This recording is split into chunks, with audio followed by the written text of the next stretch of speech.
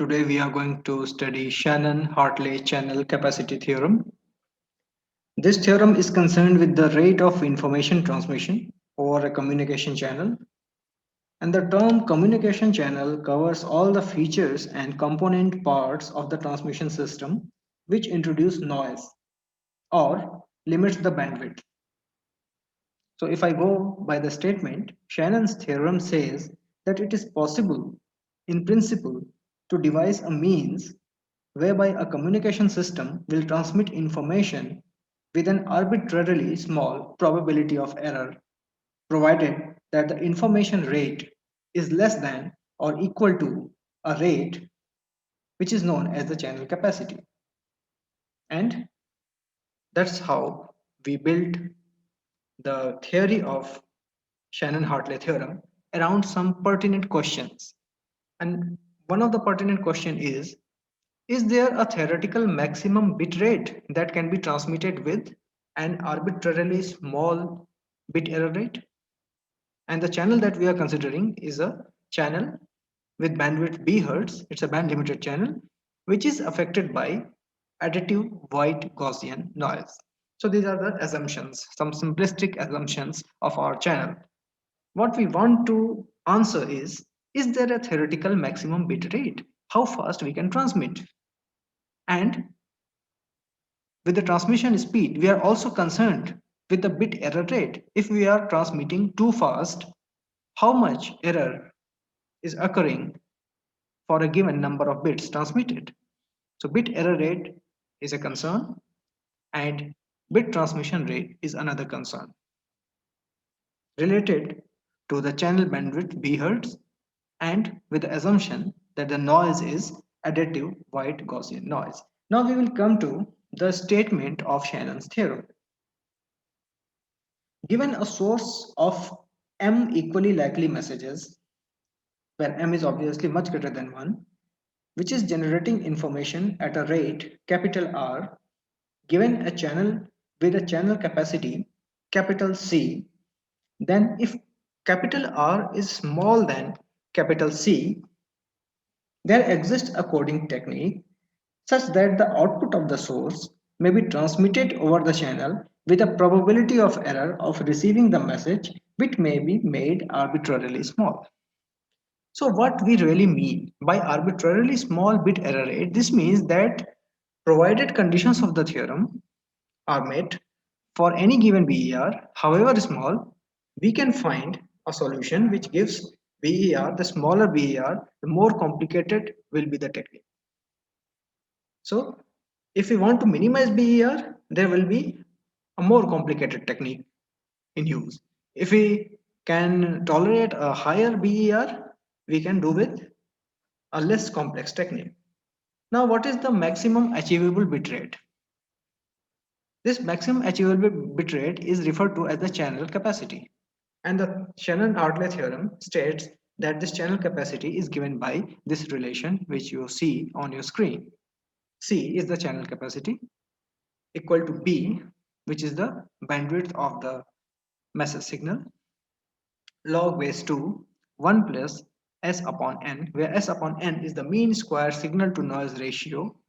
It's not in dB, and the logarithm is to the base 2, and the whole thing, channel capacity, has a unit of bits per second.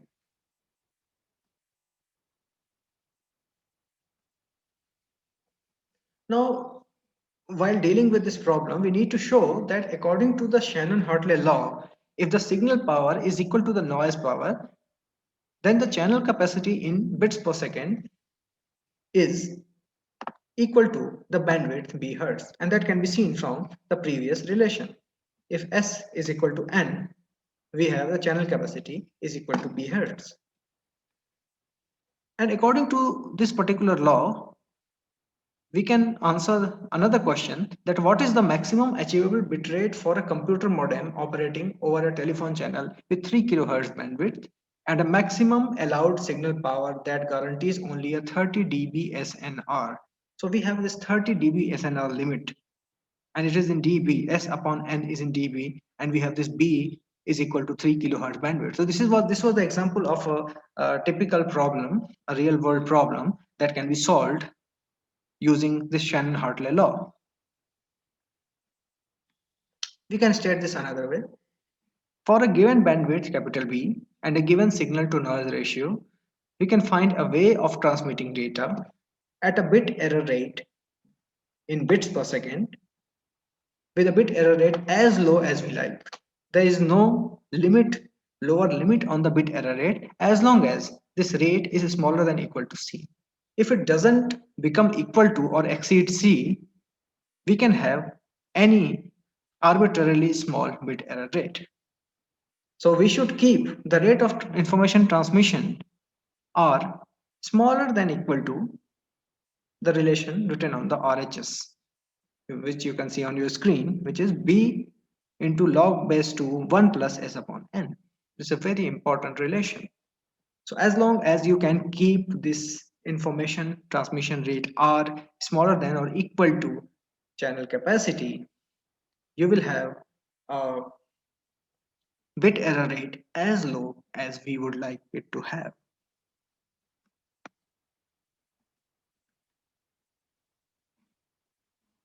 Another important point, if that R is not too close to C and or the bit error rate is not too low, the transmitter and receiver may be fairly simple.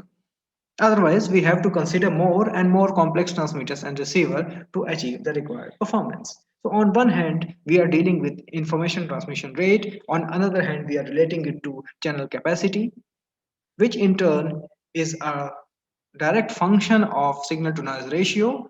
However, it has also to do something with the complexity of the design transmitters and receiver, where the objective function is a small bit error rate. Remember that in communication, in digital communication, bit error rate is the most important metric. We want to minimize it at any cost. So is there a theoretical limit to minimizing it? And that is given by the Shannon-Hartley law. Applying this law has its own trade-offs.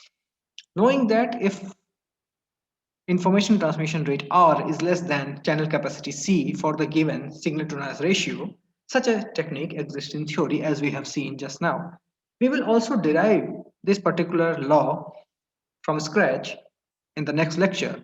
Today, we will only give an overview, a conceptual overview of the whole thing. If R is greater than C, we may be able to find a technique for a relatively high bit error rate. And reducing the required bit error rate will soon bring us to a situation that cannot be achieved. So there is a limit to reducing bit error rate. Now we are coming to the bandwidth efficiency. So as we have seen in the previous relation that R should be kept smaller than equal to B into log 2 into 1 plus S upon N. Now there is a slight modification in this particular relation. We have transposed the position of B here and we have divided R by B, which should be kept smaller than the RHS. There is slight modification in the RHS term also, where in place of S upon N, we have replaced it with a ratio EB upon N naught. And EB upon N naught is the signal to noise ratio, which is normalized. Normalized signal to noise ratio gives us the signal power per transmitted user bit that is given by EB and noise power per transmitted user bit, which is given as N naught and which is normalized with R upon B on the both sides. So R upon B is on both sides and it's a replacement from S upon N, which gives us the whole picture, but EB upon N naught gives us the picture for a given user bit. So we are calculating the signal to noise ratio for each user transmitted bit, and that's why this slight modification is there. And we can have a look at this graph that gives us the bandwidth efficiency and the minimum signal to noise ratio on the y-axis, and the graph which grows exponentially on the first quadrant of this graph. We can see a line growing exponentially on the first quadrant that gives us the Shannon limit for these parameters. We can see that this graph grows exponentially. It means that the value of EB upon N naught is no longer minimum. the minimum value of EB upon N naught, which we want to keep as low as possible in order to minimize the bit error rate, is growing exponentially. And we therefore need to keep our EB upon N naught below that line. If it crosses the line, we say that we have crossed the Shannon limit, Shannon-Hartley limit, and then we cannot ensure that the bit error rate will be arbitrarily small because the channel capacity has been exceeded. So this can be understood with another version of the same graph. And on the one side of the blue line, we have the exceeding capacity. Whatever the value of EB upon N naught is obtained on the y-axis, if it is above the blue line, it means we have exceeded the channel capacity and we have violated the condition that R should be smaller than equal to B into log to 1 plus S upon N.